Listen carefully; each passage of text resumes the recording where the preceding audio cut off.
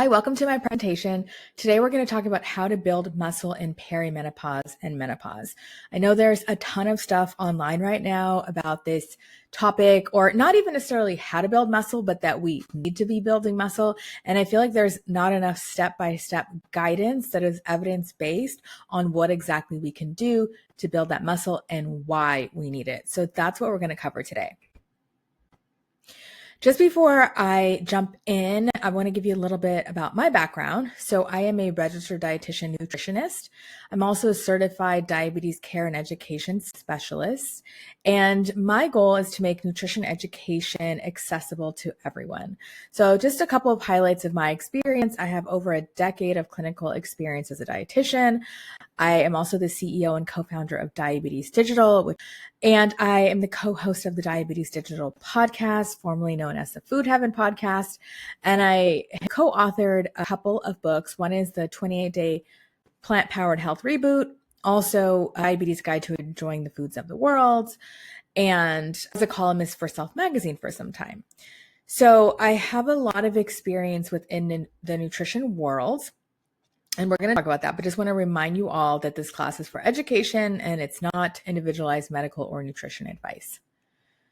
Now, just jumping into what Diabetes Digital is. So for any of you who are listening to this and you are going through that phase of menopause, perimenopause, looking to build muscle, focus on that. We are a one-on-one virtual nutrition counseling platform for people with diabetes, prediabetes, PCOS, and menopause, perimenopause, and metabolic syndrome.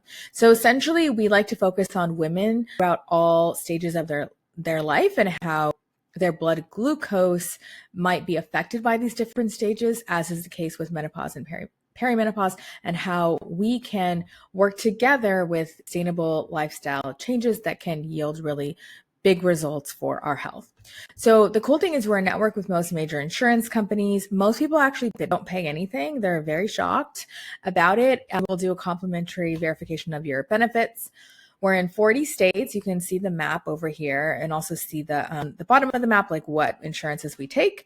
And if we are at a network, we do have an affordable self-pay program, and we offer nutrition counseling in Spanish as well.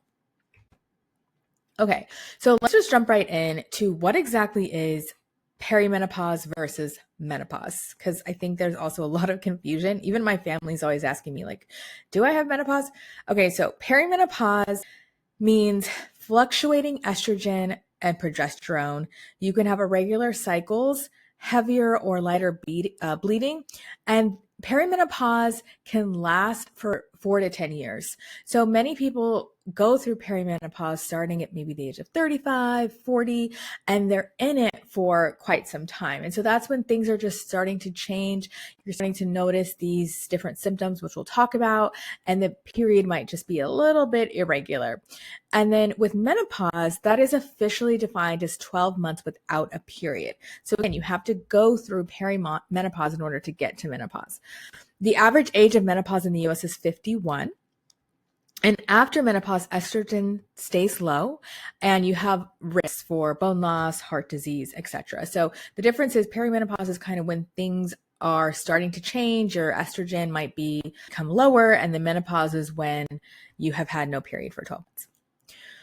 Some of the symptoms that we don't talk about enough. So sleep disruption, night sweats, frequent waking up, difficulty falling back asleep, hormonal fluctuations affect your sleep cycles. Also fatigue and brain fog. You can have that mental cloudiness, mood changes, anxiety, irritability, mood swings, also physical changes, hot flashes, body composition shifts. So there's more that is redistributed towards the belly, and slower workout recovery. So workouts that used to feel like no big deal are, take more of a toll on your body and leave you sore for longer. I've experienced all of these symptoms and more. And the reason why I am so passionate about this is because I'm going through early menopause actually. And so these symptoms started affecting me, I would say probably 35. And then I was in menopause by 38. And the reason it happened to me was by way of primary ovarian insufficiency. So it's a different kind of pathway, but it's still the same symptoms. And what happens in perimenopause and menopause is your estrogen drops. So this is like one of the things that causes so many of the symptoms. Estrogen's linked to bone health. It's linked to muscle mass. It's linked to cardiovascular risk. And I also added studies for each of these things that you can screenshot this and take a look at these particular studies. But there's just so much evidence to suggest that estrogen decline accelerates bone loss. It accelerates the loss of muscle mass and increase your cardiovascular risk.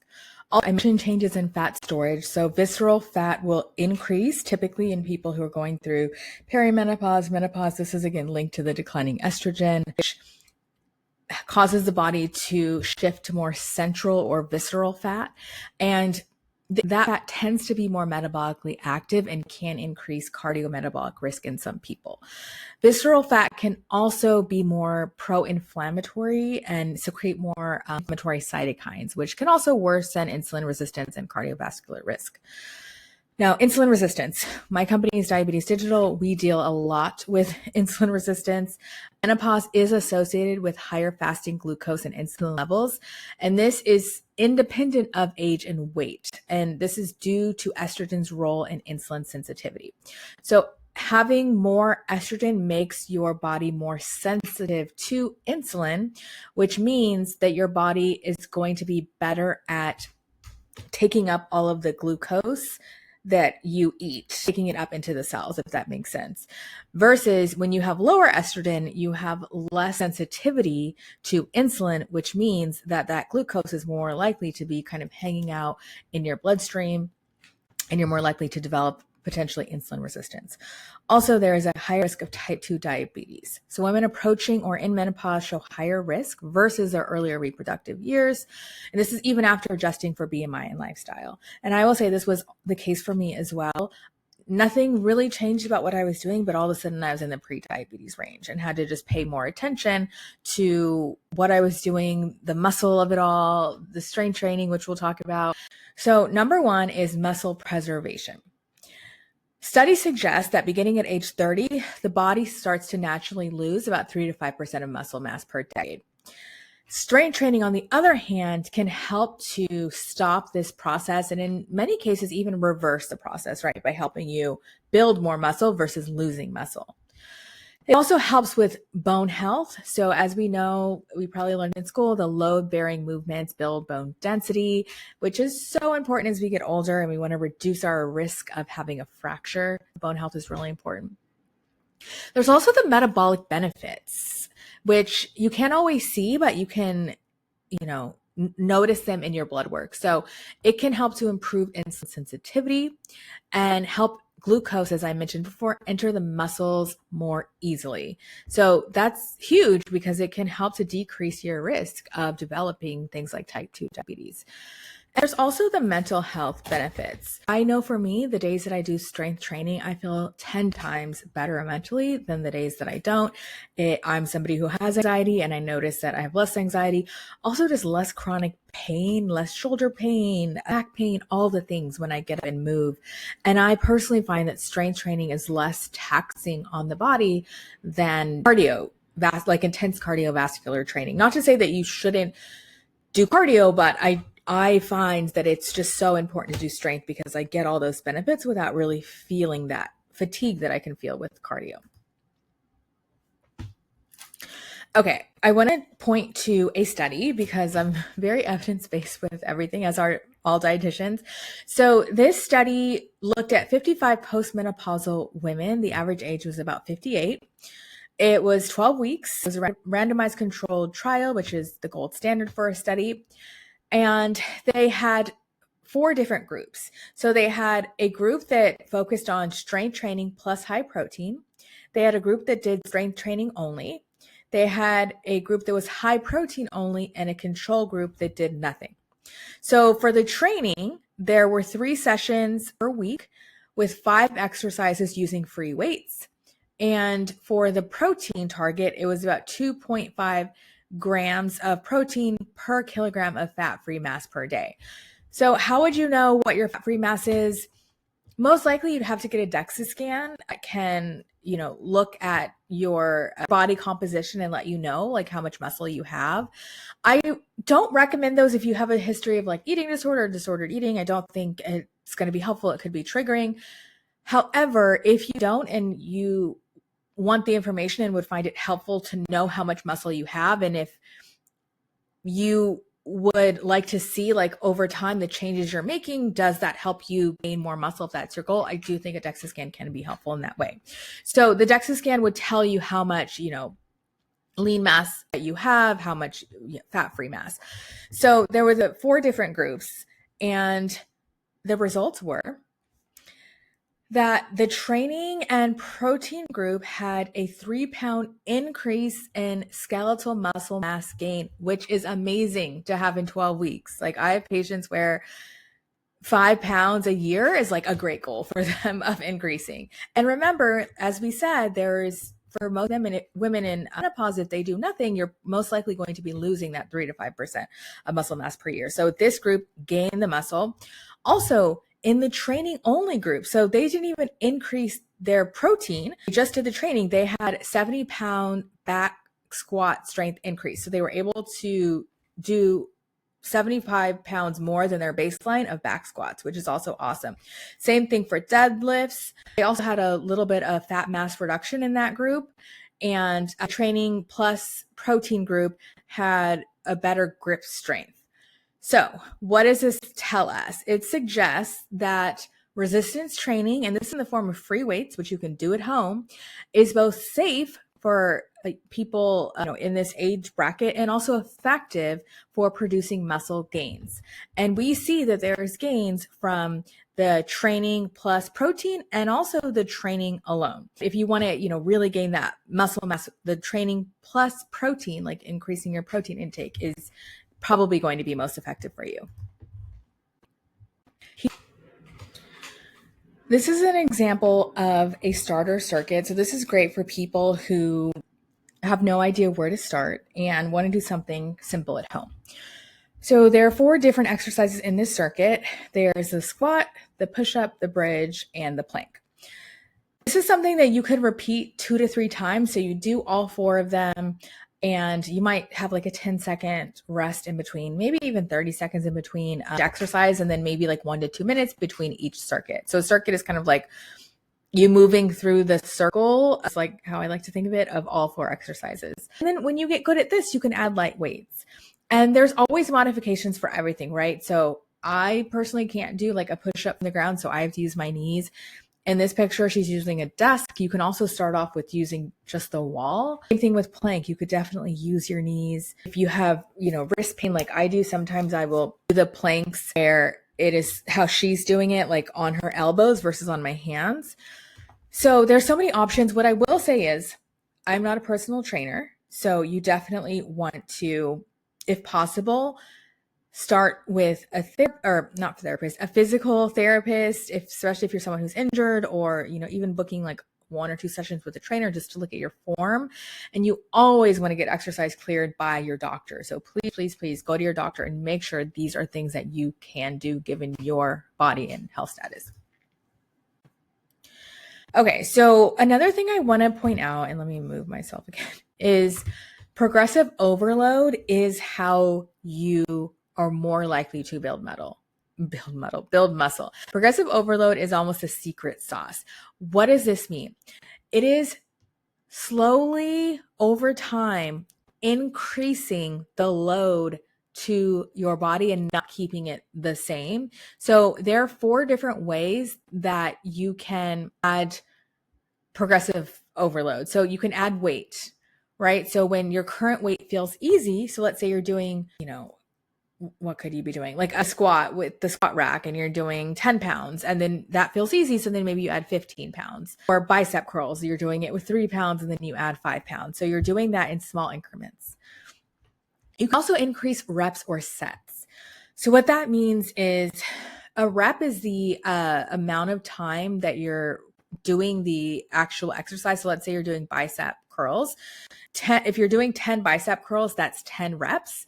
And then the sets is like the collection of reps, if that makes sense. So If you're doing 10 bicep curls, that's 10 reps. And then if you're doing that 3 times, that's 3 sets. So sometimes what I'll do is one week I might add 1 rep to each set. So if I was doing squats, instead of doing 8 squats, I might do 9 squats, right? Or there might be a week where, okay, I'm going to do 8 squats per set, but instead of doing 3 sets of 8, I'm going to do 4 sets of 8, if that makes sense. So it can be adding more repetition or an extra set before increasing load. Changing tempo. This is also something, all of these are things that I also do. So like different weeks, I'll focus on a different thing. So that just means lowering to make the muscles work harder. One thing I notice in the gym that I find so hilarious is when people, and especially men, are doing exercises and it's like so fast and so body weight based. I actually did a stand-up routine where I included this, and they're just like going really fast and like using a lot of momentum. That is the opposite of what you want to do for this. So instead of being like, really quick, you would want to move very, very slow. You can't really see my arms, but moving very, very, very slowly, because that's actually going to be harder and work the muscles that you're trying to work. And then there's progress movement difficulty. So let's say I'm doing push-ups. Maybe I start with the wall push-up, then I do an incline push-up, which could be on the desk, then I do a floor push-up, right? And this isn't something that you change like even in the same week. For me, each week I might tweak one of these things. Okay. And I'll give you a little more examples on what that looks like. So here it is an action, right? So maybe you have like a 6-week progressive muscle overload cycle. So week 1, you might start at your baseline. And so that's like, what am I doing to start, where I'm exerting about, my rate of perceived exertion is about a 7 out of 10, and I'm really able to have good form. So that means that you don't go until you're completely burnt out. Like you still can have good form and not be a 10, you're a 7. That's kind of what your starting is. Then on week 2, you add 1 to 2 reps. Remember, a rep is the amount of times you're repeating the movement, like the bicep curls. So instead of doing 8 curls, you're doing 9 or 10 curls. So your rate of perceived exertion is going to be a little bit higher, 8 out of 10.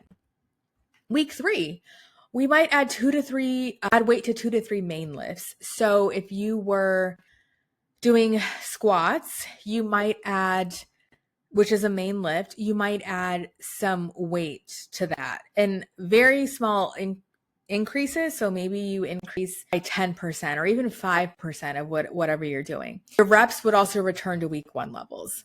Then week 4 is a slow eccentric phase, which means like you're going down really, really, really slowly, and you're using a lighter weight if needed. And then on week 5, you're adding 1 extra set to the first 2 moves of each workout. You don't have to do this. This is just giving you an example of what it looks like. If I was starting from scratch, I would probably just focus on being consistent, right? But if you're like, oh, I'm consistent, I'm not really like building muscle, I'm not sure what I'm doing wrong, or I'm completely exhausted every time, and I just walk in the gym and don't have any idea what I'm doing, that's when I might create more of a plan.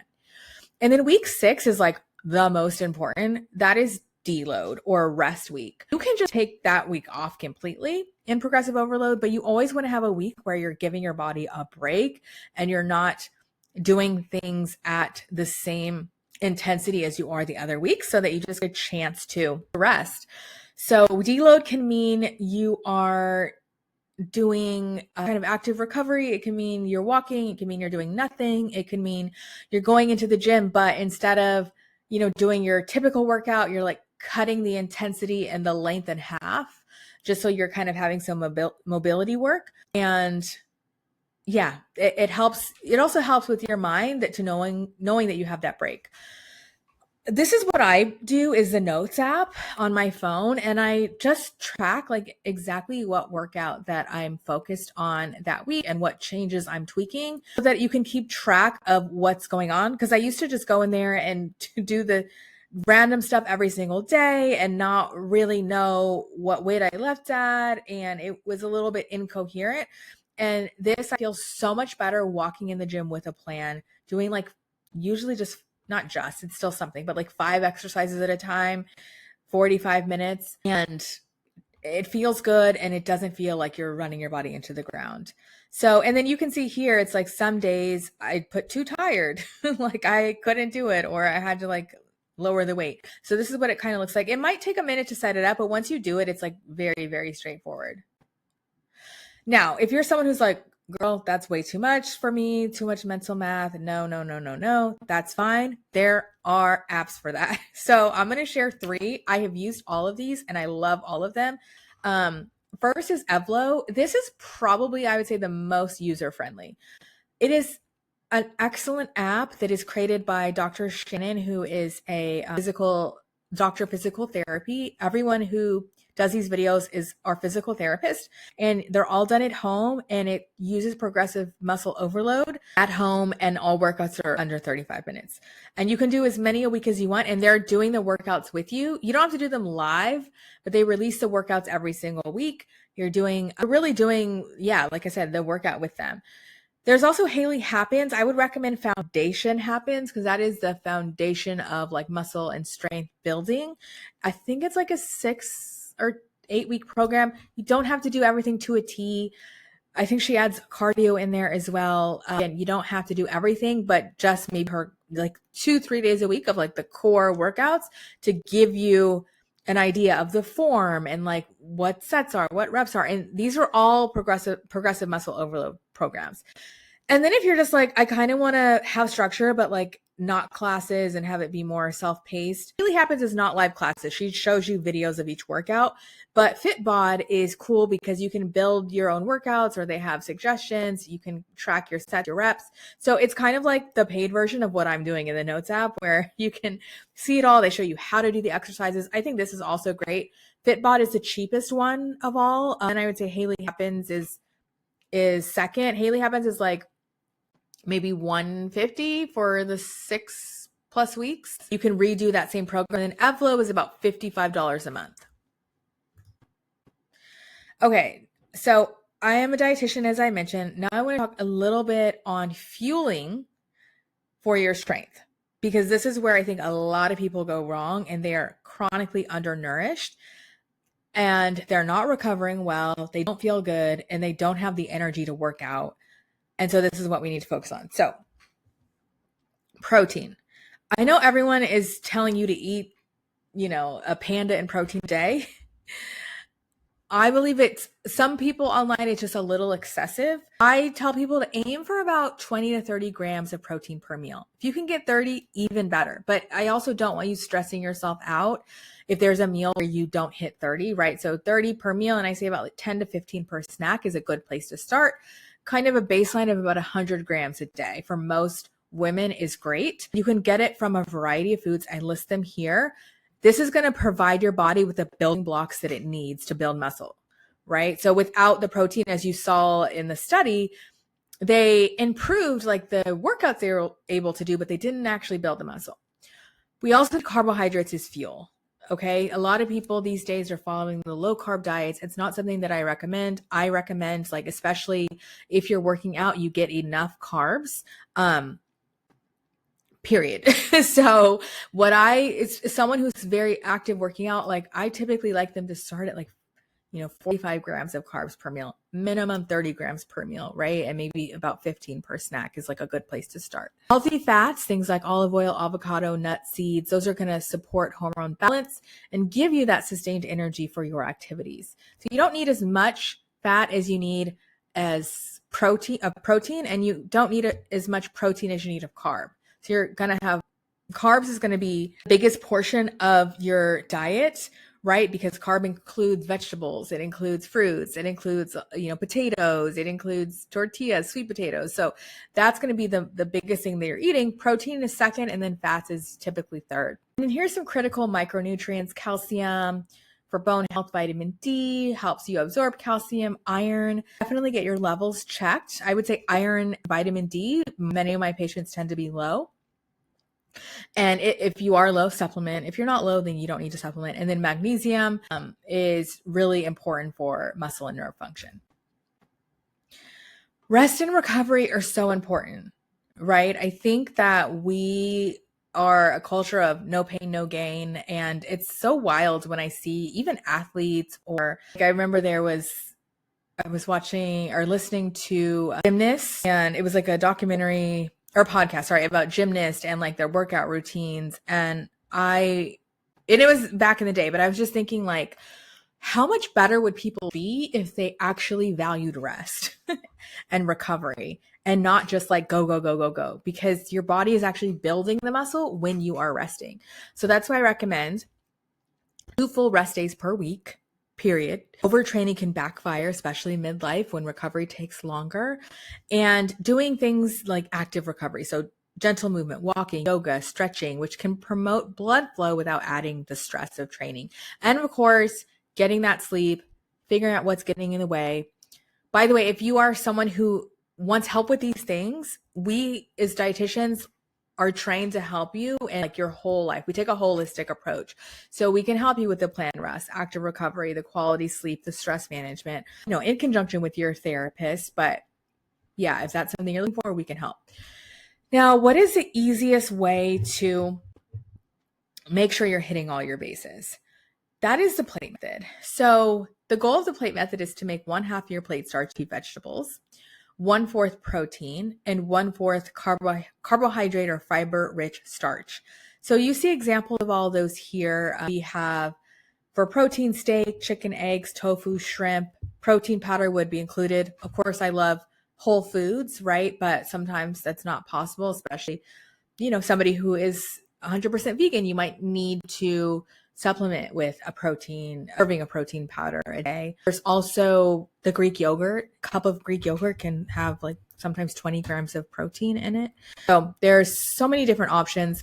I have this for you as a download, so you don't have to memorize it now, but definitely try to use this as a guide when you're doing your meal prep.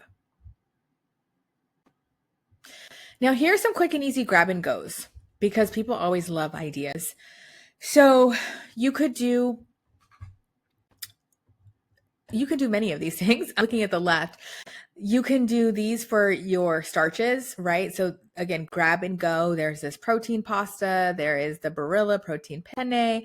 There is Seeds of Change, which is organic quinoa brown rice. Whole Foods has a version which actually has a good amount of protein, but it is more of your starch. It's about I think 15 grams of protein. It includes lentils. And then you could do white rice as well, because a balanced diet includes the foods you love. And so if you're someone who culturally white rice is more appropriate, that's totally fine. There's really only a 1 gram of fiber difference between white and brown rice, and you can get more fiber from other foods. And then we have these different ideas for protein. So we have the lentils. Lentils are an excellent source of protein just because about a 1 cup serving has about 15 grams. There is this barbecue style chicken you can get ready in 5 minutes. Also, I love to recommend the shredded rotisserie chicken to people. Dozen Cousins is another one that I love. It's a Black owned bean brand. And I usually eat a bag of these a week, and I'll mix that with maybe some rice and some avocado. It's perfect. And then here's just some of the bag salads, veggie blends. So you really don't have to spend forever and a day in the kitchen. You can do a lot of these grab and go things that are nutrient dense. Here are some of my favorite protein foods and snacks to recommend. So I'm just going to go through. These are literal pictures from my kitchen. So the RX bar is an excellent snack. It has 12 grams of protein.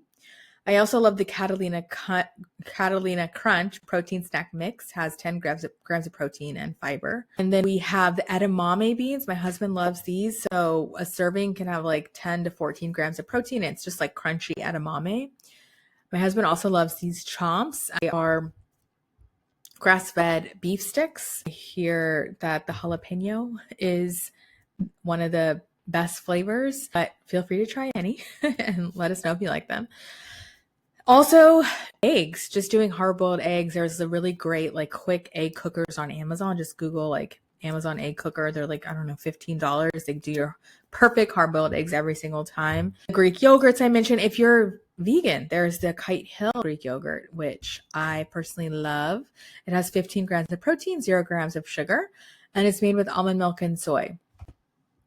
And then there's the Ripple Milk Protein Shakes, another vegan option, 20 grams of protein. And then people are always asking me for protein powders. My personal favorite is I have two.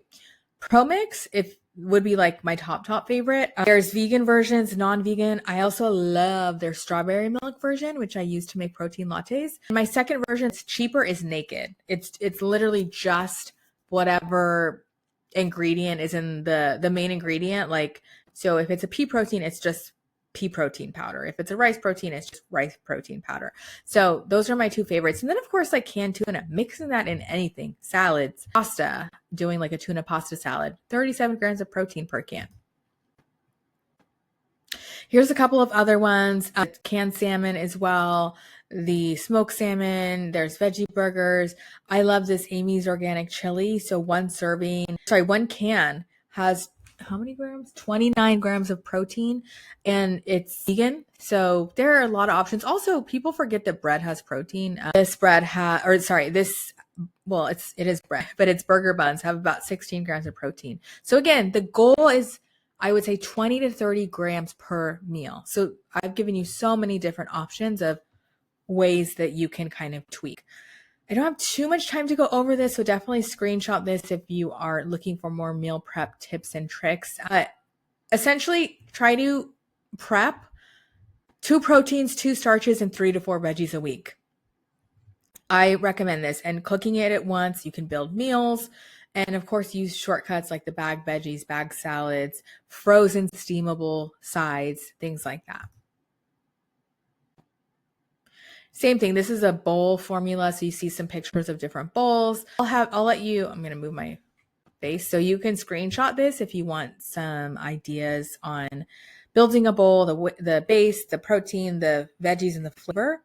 And this is one of my favorite ways to meal prep lunch every week. Okay, and if you are interested, like I said, in working with a dietitian, scan this QR code on the left to sign up. Again, we do one-on-one nutrition counseling. So all the things I talked about, we can help you.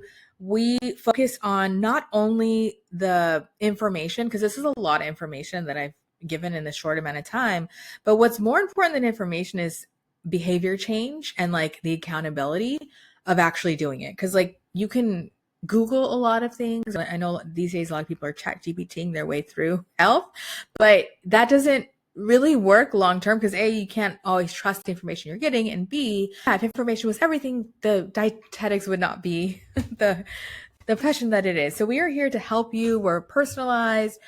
We are culturally humble and inclusive. 50% of our dietitians speak Spanish as well. And we are in so many different states. And for many people, it's free. And work with a dietitian as long as your insurance covers it, because it's kind of like that free support. And we even had a provider say that she has referred people, she's finally hearing back from them, and that her patients are saying that the dietitian feels like working with their therapist, like they're feeling like they're getting the support, not to say a dietitian replaces your therapist, but like just getting that emotional as well as mental, physical support, like around food, diet, lifestyle, all the things. So definitely check us out at Diabetes Digital. And to get these handouts, head over to diabetesdigital.co/handouts. I uploaded everything there for you guys. So you can, see the My Plate. And head on over to our website, diabetesdigital.co, to work with a dietitian or scan to sign up. Thank you so much. This was awesome. And I hope you have a great rest of your day.